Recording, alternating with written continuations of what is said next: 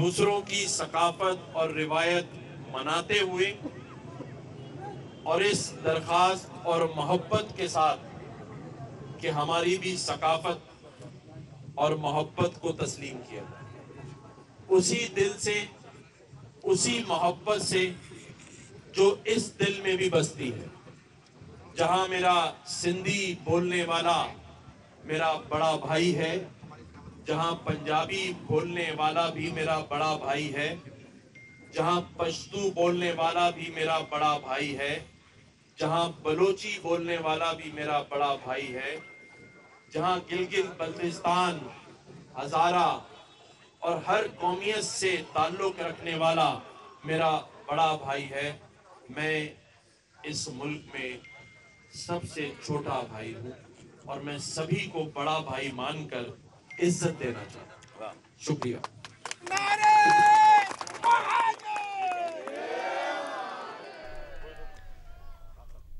Governor Sindh Kamran Khan रिसोरी Karachi में media से गुफ्तगू कर रहे थे, जो आपने मुलाहिजा की।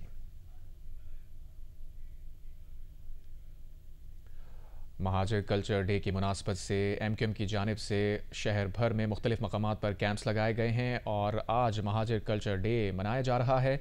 और इस वक्त आप देख सकते हैं कि गवर्नर सिंध और एमक्यूएम के दीगर रहनुमा केक काट रहे हैं। गवर्नर सिंध कराची में इस वक्त एमक्यूएम पाकिस्तान के दीगर रहनुमाओं के हमरा महाजिर कल्चर डे की मुनासबत से केक काट रहे हैं।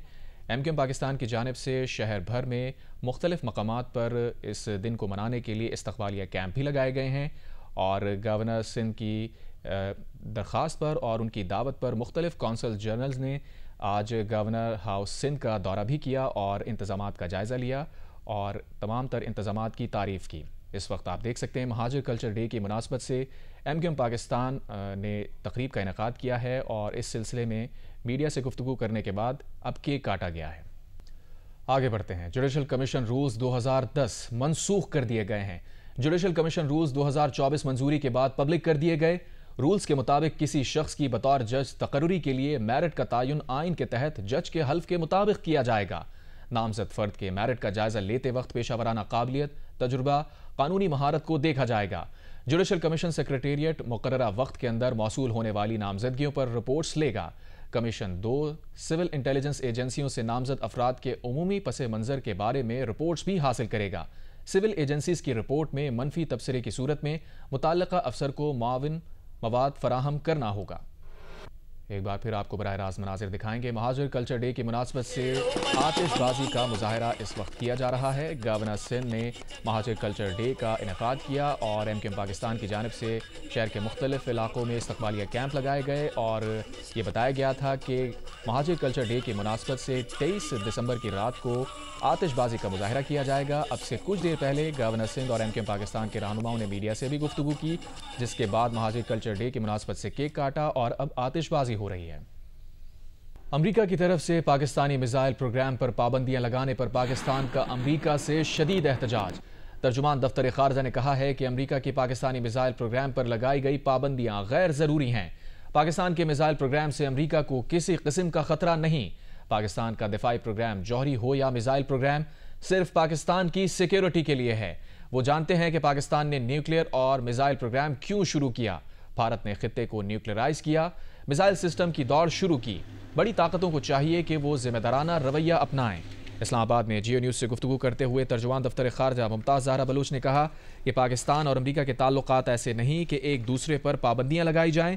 पाकिस्तान का मिसाइल प्रोग्राम छोटे पैमाने पर जनूबी एशिया के तनाजुर में दिफाई नौयत का है। कभी नहीं कहा अमरीका से ऐसे ताल्लुकात रखना चाहते हैं कि जंग की सूरत हाल पैदा हो और मिसाइल की ज़रूरत पेश आए। अमरीका की जानिब से यह फैसला गैर मुनासिब तौर पर लिया गया। एक सुपर पावर को पाकिस्तान के मिसाइल प्रोग्राम से तकलीफ और ना कोई खतरा होना चाहिए। बड़ा ज़रूरी है कि यहाँ पर दोहरे मयारात ना हों। भारतीय इक़दामात ने खित्ते को ख़तरे से दोचार किया, उस पर इन्हें गौर करना चाहिए। बड़ी ताकतों को भारत के खिलाफ कदम उठाना चाहिए। पाकिस्तान ने हमेशा कहा कि हमारा दिफा हमारे लिए अहम है। पाकिस्तान ने हमेशा अपने न्यूक्लियर और मिसाइल प्रोग्राम का तहफ़्फ़ुज़ किया है।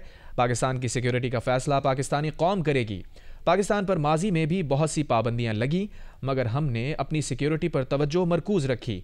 हमने पहले भी किसी के दबाव के बगैर अपने दिफा की सलाहियत को बढ़ाया। इन इक़दामात से पाकिस्तान के दिफा और दिफाई फैसलों पर कोई फ़र्क नहीं पड़ेगा। इस तरह के फैसले दो तरफा ताल्लुकात को नुकसान पहुंचाने की कोशिश हैं।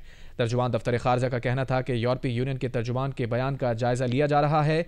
हमारे आइन और अदालतों में हमारे अंदरूनी मामलात हल करने की सलाहियत मौजूद है। पाकिस्तानी कौम अपने अंदरूनी मसाइल को हल करना जानती है। फौजी अदालतों से सिविलियंस को सजाओं पर रद्द अमल में बरतानिया के खारजा, दौलत मुश्तरका और डेवलपमेंट ऑफिस के तर्जुमान ने कहा है कि बरतानिया कानूनी कार्रवाइयों पर पाकिस्तान की खुद मुख्तारी का एहतराम करता है, लेकिन फौजी अदालतों से सिविलियंस को सजाओं में शफाफियत, आज़ादाना जांच पड़ताल का फुकदान होता है। इससे मुनसिफाना समात के हक को नुकसान पहुंचता है। बरतानिया हुकूमत पाकिस्तान से मुतालबा करता है कि वो शहरी और सियासी हुकूक के बैनुल अक़वामी कन्वेंशन के तहत अपनी जिम्मेदारियों को निभाए। यूरोपीय यूनियन ने पाकिस्तान में मिलिट्री कोर्ट की जानिब से 25 शहरियों की सज़ा पर तशवीश का इजहार किया है। तर्जुमान यूरोपीय यूनियन की जानिब से जारी बयान में कहा गया है कि फैसले उन जिम्मेदारियों के मुताबिक नहीं समझे जाते जो पाकिस्तान ने बैनुल अक़वामी मुआहिदा बराए शहरी और सियासी हुकूक के तहत उठाई है। ICCPR के आर्टिकल 14 के मुताबिक हर शख्स को एक मुनसिफाना और अवामी ट्रायल का हक हासिल है जो एक आज़ाद, गैर जानिबदार और अहल अदालत में हो। इसको मुनासिब और मौसर कानूनी नुमाइंदगी का भी हक हासिल हो।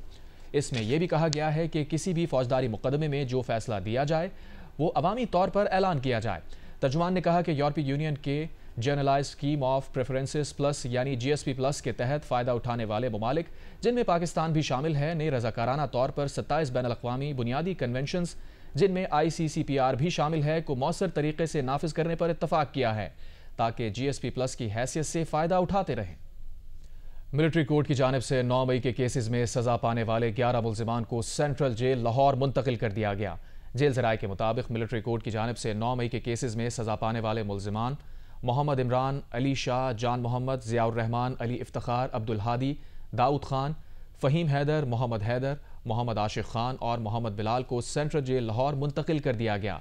मिलिट्री कोर्ट ने इन मुल्ज़िमान को 2 से 10 साल तक कैद की सज़ाएँ सुनाई हैं। कराची का नौजवान तकरीबन 18 साल मुख्तलिफ भारतीय जेलों में रहने के बाद कर्नाटका हाई कोर्ट से बाइज्जत बरी हो गया, मगर अब वो सफरी दस्तावेज ना होने के बायस पाकिस्तान नहीं आ पा रहा। एजाज सैयद रिपोर्ट करेंगे। कराची के इलाके नार्थ नाजमाबाद का नौजवान मोहम्मद फात तकरीबन 24 साल का था कि ग्रेजुएशन के बाद उसे भारत में मुकीम अपनी बूढ़ी दादी से मिलने की ख्वाहिश विजिट वीजा पर इंडिया ले गई। वीजा की मुद्दत पूरी होने के बावजूद वतन वापस न आने पर उसे मुश्किलात ने घेर लिया। दहशतगर्दी समेत मुतअद्दिद मुकदमात बन गए, मगर सब ठीक होते होते कमोबेश 18 साल गुजर गए। अब कर्नाटका हाई कोर्ट ने उसे बाइज्जत बरी कर दिया है और अब वो बेंगलोर के करीब एक सेंटर में मौजूद है। जियो न्यूज से बात करते हुए उसका कहना था कि अब वो पाकिस्तान वापसी के लिए सफरी दस्तावेजात का मुंतजिर है।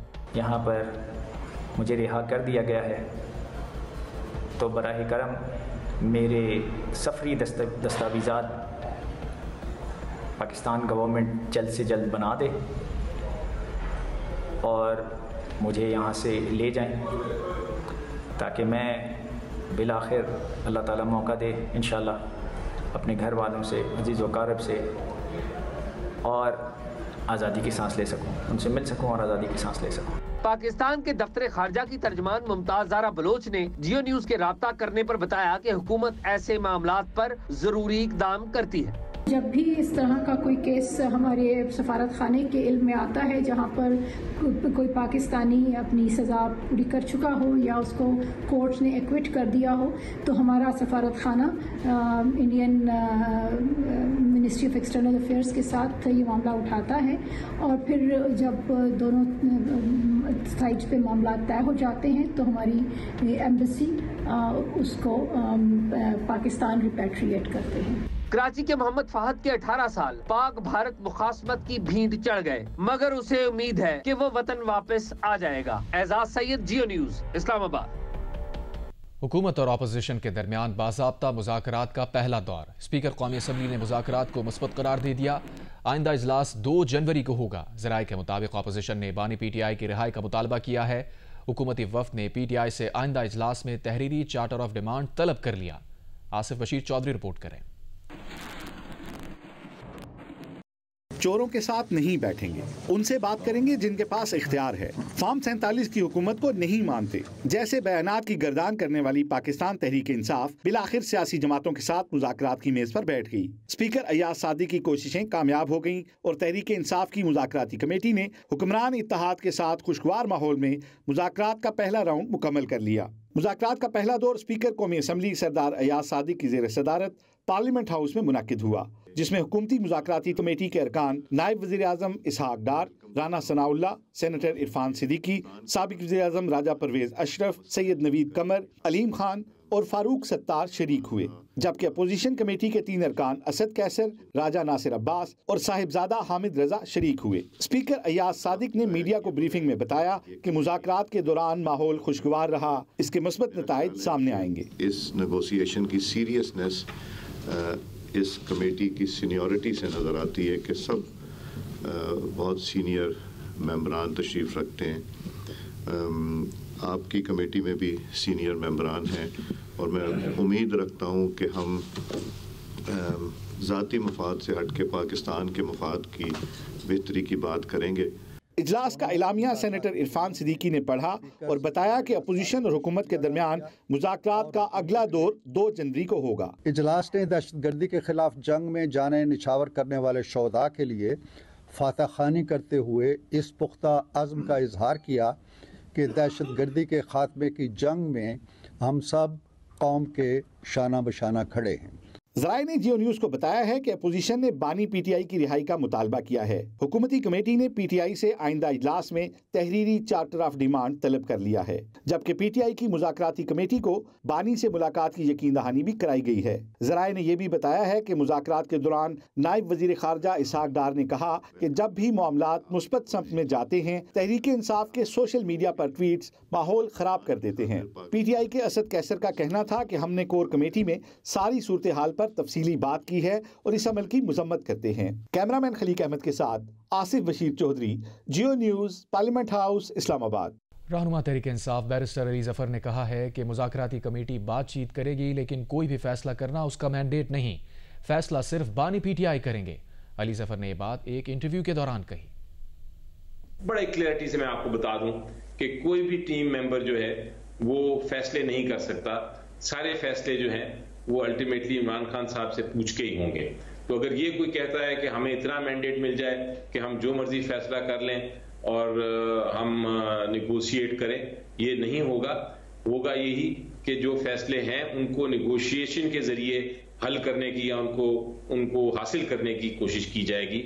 ये कमेटी के मेंबर्स का ये रोल है, उनका फैसले करने का रोल नहीं है।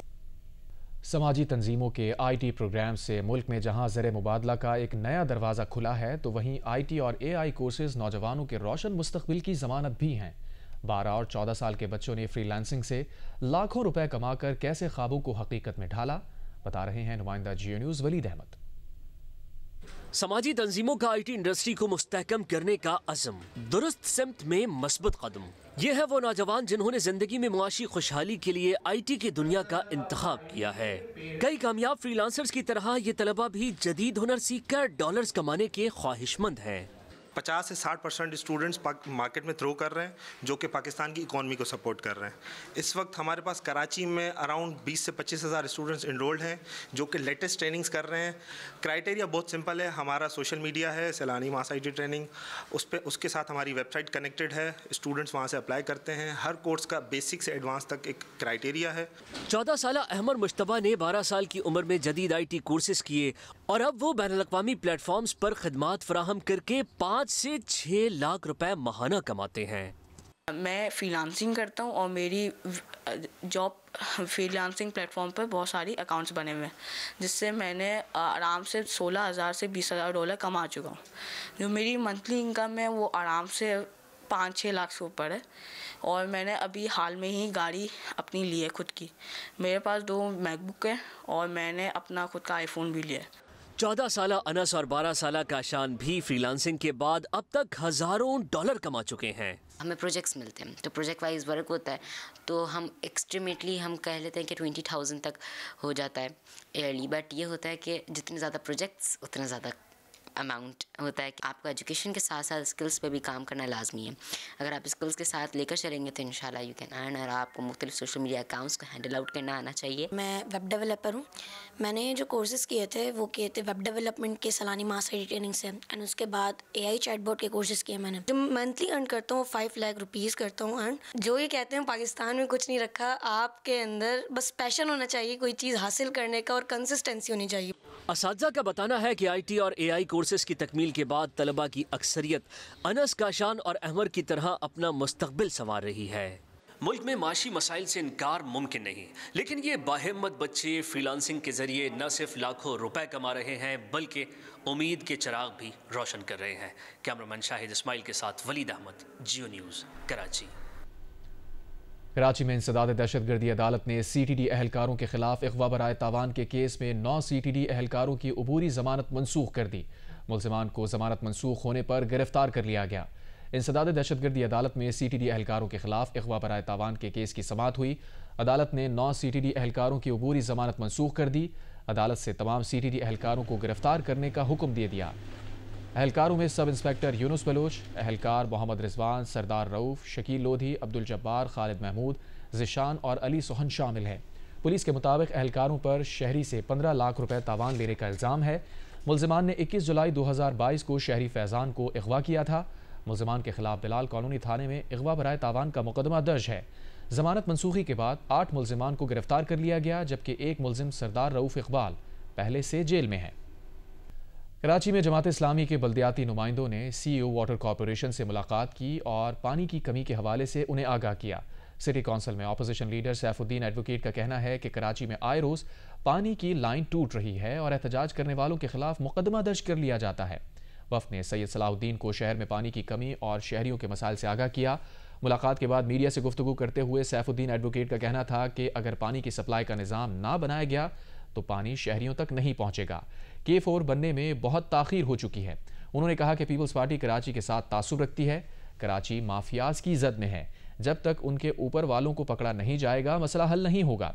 उन्होंने पानी की अदम फराहमी के खिलाफ एहतजाज के दौरान वाटर टैंकर के वॉल खोलने पर FIR दर्ज करने की मुज़म्मत की। दुनिया की तरह पाकिस्तान भी मौसमियाती तब्दीलियों से मुतासरा ममालिक में शामिल है। ऐसे वे टंडो इलायार के गांव शाहपुर रिजवी की फनकारा शामबाई बारिशों और सैलाब के दौरान हिफाजती तदाबीर अपने अनोखे अंदाज में बयान कर रही हैं। घर घर जाकर लोकगीत गाकर और ख़वातीन से मुलाकातें करके आगाही फराहम कर रही हैं।